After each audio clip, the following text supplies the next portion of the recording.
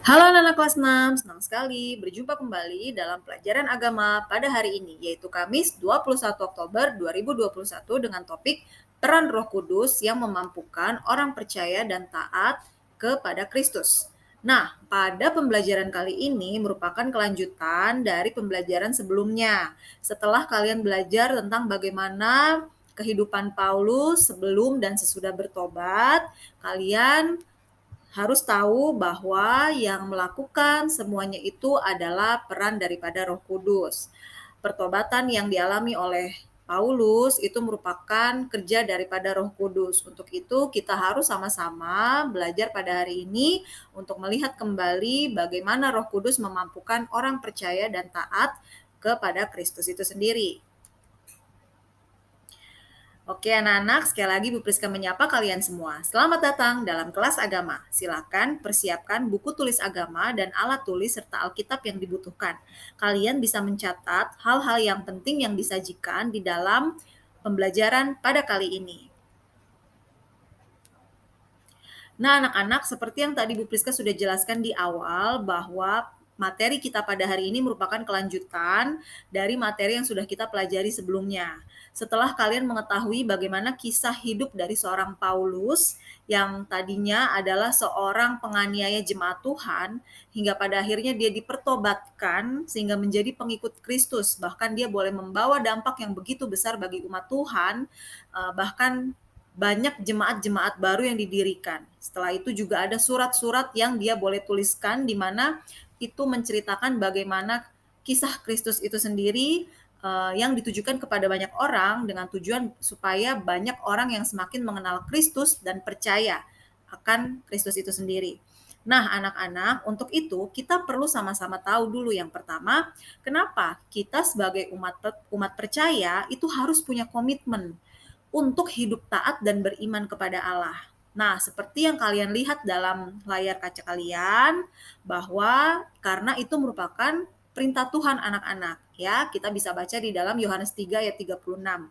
Barang siapa percaya kepada anak, yaitu Yesus Kristus, ia beroleh hidup yang kekal. Tetapi barang siapa tidak taat kepada anak, ia tidak akan melihat hidup, melainkan murka Allah tetap ada di atasnya. Nah, melalui ayat ini kita kembali diingatkan bahwa ketidaktaatan itu akan menimbulkan suatu kehidupan yang tidak mengenakan anak-anak ya, di mana murka Allah itu akan turun kepada orang-orang yang tidak taat. Kita bisa melihat kisah-kisah di dalam perjanjian lama ya anak-anak ya. Dampak daripada ketidaktaatan itu adalah sebuah kehidupan yang tidak mengenakan. Dalam artian di sini dikatakan murka Allah itu tetap akan ada. Allah akan murka, Allah itu akan marah karena Allah tidak suka akan ketidaktaatan. Ya anak-anak ya, jadi melalui ayat ini kita kembali diingatkan bahwa sebagai umat Tuhan, Tuhan mau kita untuk memiliki hidup yang taat seperti itu. Yang kedua, melalui Ulangan 8 ayat 6 kita juga diingatkan ya, harus terus berpegang kepada perintah Tuhan, yaitu apa? Firman itu sendiri.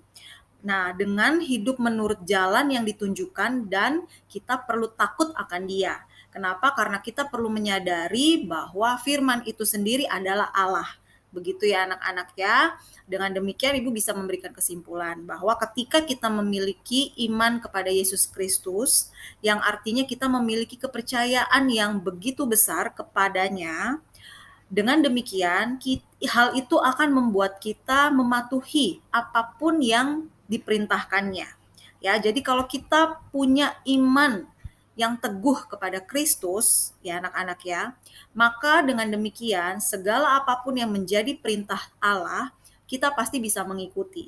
Nah, hidup seperti itulah yang Tuhan inginkan bagi kita umatnya, yaitu dengan cara kita memiliki hidup yang taat dan beriman kepada Allah. Seperti itu ya anak-anak ya.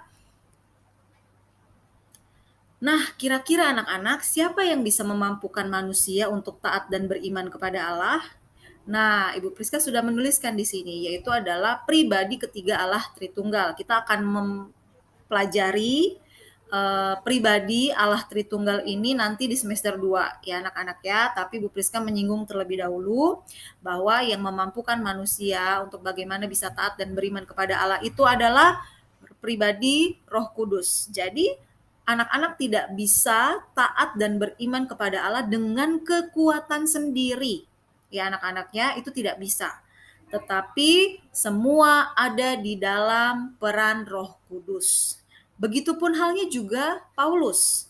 Ketika Paulus boleh bertobat, ya anak-anak ya, itu bukan karena keinginan dan kekuatannya dia secara pribadi, tetapi semua ada di dalam kedaulatannya Allah. Ya, bagaimana Roh Kudus bisa mempertobatkan Paulus itu juga adalah cara kerja Roh Kudus.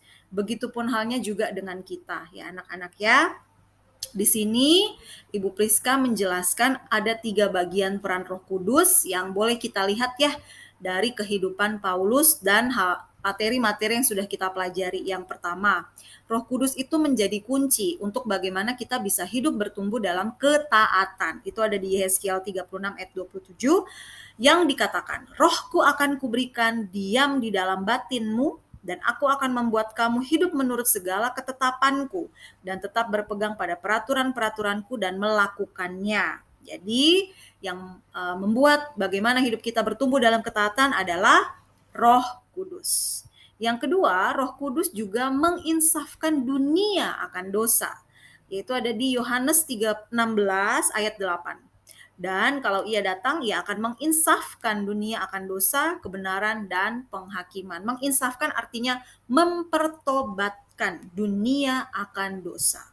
Dan yang terakhir adalah menjadi penolong, yaitu di Yohanes 14 ayat 16.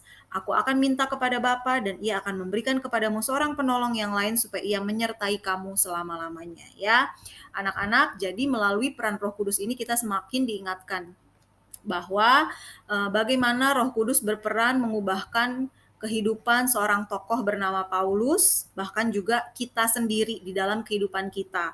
Ya, bagaimana Roh Kudus bekerja di dalam setiap hidup kita, mengubahkan hidup kita menjadi pribadi yang seperti apa yang Allah inginkan. Nah, biarlah melalui pembelajaran kita boleh semakin diingatkan untuk bagaimana memiliki hidup yang bertumbuh di dalam ketaatan dan terus beriman kepada Allah. Kita sudah belajar dari kehidupannya Paulus, maka kita harus juga mau mempersiapkan diri kita untuk menjadi saksi-saksi Tuhan dimanapun kita berada. Nah, anak-anak, Ibu akan memberikan sebuah tugas mandiri yang kalian bisa kerjakan setelah melihat tayangan video ini. Kalian akan diminta untuk membuat sebuah mini karya. Ya, bisa berupa puisi, lagu, pantun, kalian boleh pilih satu. Nah, apa yang kalian tulis di dalam itu, kalian bisa menuliskan kata-kata ucapan syukur atas anugerah Allah yang sudah kalian terima ya, keselamatan yang sudah kalian terima, kalian bisa buat dalam puisi, lagu, pantun, ataupun pantun. Setelah itu, kalian bisa kerjakan di dalam buku tulis agama dan kalian bisa tunjukkan hasilnya nanti pada saat Zoom dengan guru. Nah, kalian boleh mengerjakan ini dengan pendampingan daripada orang tuamu ya anak-anak. Oke anak-anak, demikian penyampaian materi pada kali ini. Jangan lupa Zoom Agama pukul 10.30 hari ini dan kumpulkan jurnal devosi setiap hari Jumat. Terima kasih, Tuhan memberkati.